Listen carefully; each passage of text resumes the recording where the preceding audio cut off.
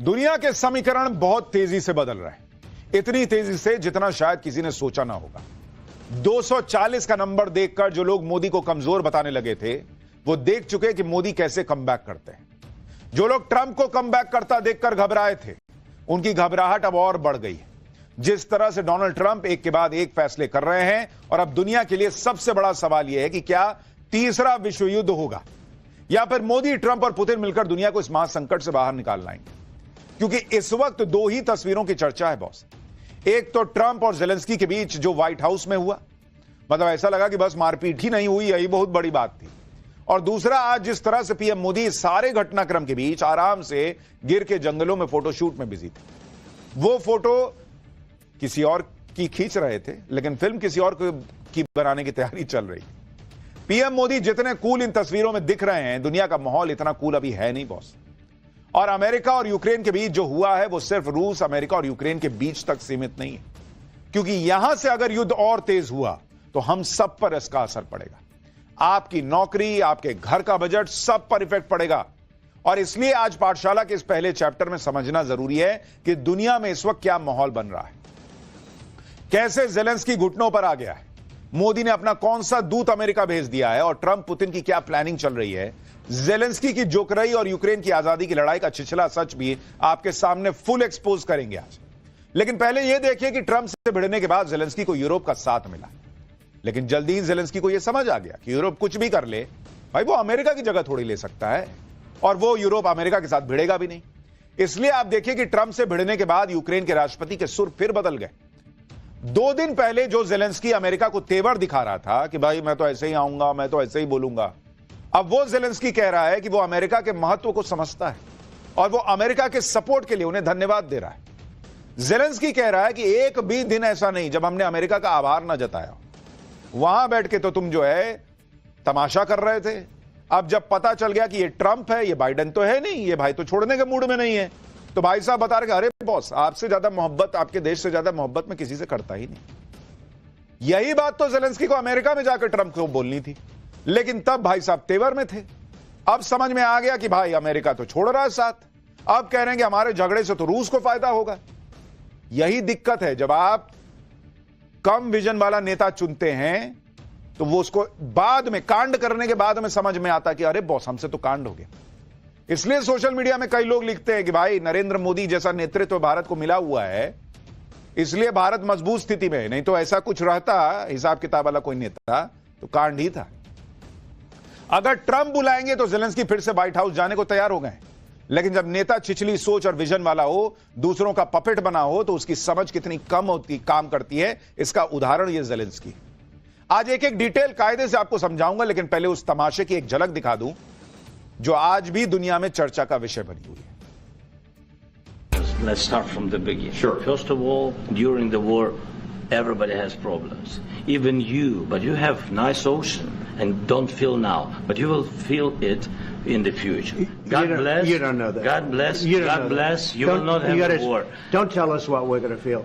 We're trying to solve a problem. Don't tell us what we're going to feel. I'm not telling you. Because I'm you're in no answering on position this to question. dictate that. That's Remember exactly this. what I'm not You're in dictating. no position to dictate what we're going to feel.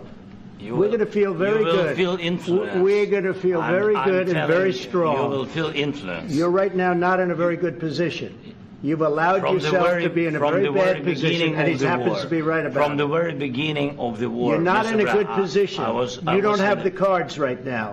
With us, you start I'm having not playing cards. cards. But right now, you I'm don't. very Yeah, you're playing serious, cards. Mr. President. You're I'm playing very cards. serious. You're gambling I'm the with the president lives of anymore. millions of people. You think- You're gambling with World War III. What do you think You're about? gambling with What do you World think War about? III. And You- what you're doing is very disrespectful to the country, this country. White house में गर्मा गर्म बहस ऐसी आज तक दुनिया ने नहीं देखी थी। इस तरह की तस्वीरें व्हाइट हाउस से कभी नहीं आई थी कि कोई राष्ट्रीय अध्यक्ष ऐसा बैठा हो और उसके बाद उसकी ऐसी छीछा लेदर की जा रही। यही नरेंद्र मोदी गए थे तो यही ट्रंप उनके लिए कुर्सी खींच के स्वागत कर रहे थे। Narendra Modi prime minister you are great लिख रहे थे, तब लोगों ने कहा था इसमें कौन ही बड़ी बात हो गई। लेकिन यह तस्वीर देखने के बाद लोगों को समझ में आया कि बॉस, इंडिया को जो इज्जत मिली थी, या दूसरों के साथ भी जो ट्रंप ने किया, उसको देख के भी लोग करेंगे इंडिया को जो इज्जत मिली थी वो तो अलग लेवल की थी। व्हाइट हाउस में गर्मा गर्म बहस के बाद जेलेंस्की के तेवर अब नरम पड़ रहे हैं। उधर ट्रंप ने यह कहकर दिल की धड़कनें और बढ़ा दी कि कल रात कुछ बड़ा होने वाला है। ट्रंप ने सोशल मीडिया पोस्ट में कहा है कि कल की रात बहुत बड़ी होने वाली है। ट्रंप ने कहा कि इस बारे में वो ठीक वैसे ही बताएंगे जैसा कि यह है, यानी ट्रंप ने कुछ खुलासा नहीं किया और एक सस्पेंस छोड़ दिया। हालांकि उनके पोस्ट को यूक्रेन से जोड़कर देखा जा रहा है, क्योंकि इस पोस्ट से 1 घंटे पहले भी ट्रंप ने एक और पोस्ट की थी, जिसमें ट्रंप ने कहा कि एकमात्र राष्ट्रपति हैं वो जिसने यूक्रेन की कोई भी जमीन रूस को नहीं दी, और वो राष्ट्रपति डोनाल्ड ट्रंप है।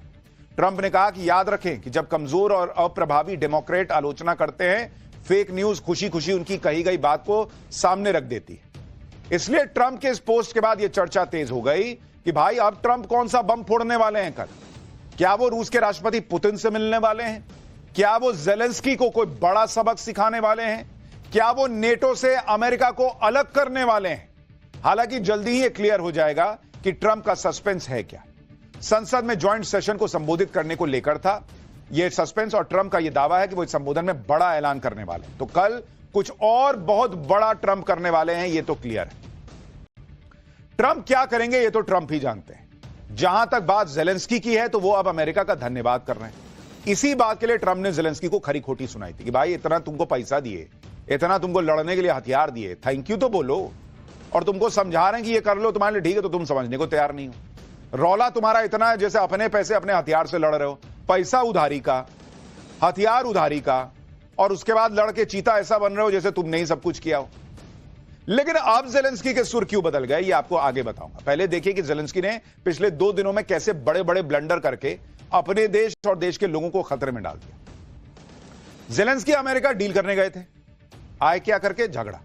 जेलेंस्की युद्ध विराम की डील के बदले अमेरिका से सुरक्षा की गारंटी मांग रहे हैं, जबकि खुद जेलेंस्की उसी अमेरिका के प्रति बेसिक लॉयल्टी नहीं दिखा पा रहे। और जेलेंस्की का यह बर्ताव उस अमेरिका के प्रति है जिसने उसकी सबसे ज्यादा मदद की। ट्रंप से झगड़े के 24 घंटे के अंदर ही अमेरिका के गोद में खेलने वाले जेलेंस्की ब्रिटेन, यूरोप और नेटो की गोद में जाकर बैठ गए। यानी पहले अमेरिका से झगड़ा किया, फिर अमेरिका के सामने शक्ति प्रदर्शन करने का प्रयास करने लगे। अब फिर से अमेरिका के सामने हाथ फैला रहे हैं, कह रहे हैं कि अमेरिका यूक्रेन मिनरल्स डील पर दस्तखत करने के लिए मैं तैयार हूं। जेलेंस्की 28 फरवरी को ट्रंप के साथ मिनरल्स डील्स पर साइन करने के लिए अमेरिका गए थे, लेकिन ट्रंप से मुलाकात के दौरान ऐसी बहस करके लौट आए। आप देखिए, जेलेंस्की जब अमेरिका में ट्रंप से मिलने गए थे तो वो अपने देश का भविष्य तय करने गए थे। इसलिए जेलेंस्की को बहुत संयम से काम लेना चाहिए था, क्योंकि अभी तो तुम मुसीबत में गिरे हो भाई। तुम तेवर किस बात का दिखा रहे हो? और तुम्हें तो उस देश की जरूरत है, उस ट्रंप की जरूरत है जिसने तुम्हारी मदद की। लेकिन जेलेंस्की ने जिस तरह बर्ताव किया वो कहीं से भी डिप्लोमेसी नहीं कहा जा सकता। डिप्लोमेसी में कई बार अपने देश के फायदे के लिए झुकना पड़ता है, तेवर नरम करने पड़ते हैं, शांत भी रहना पड़ता है, सही समय पर जवाब देना पड़ता है। लेकिन जेलेंस्की तो अकड़ में गए थे, क्योंकि भाई नेता तो है नहीं, ये तो एक्टर थे, नेता बन गए।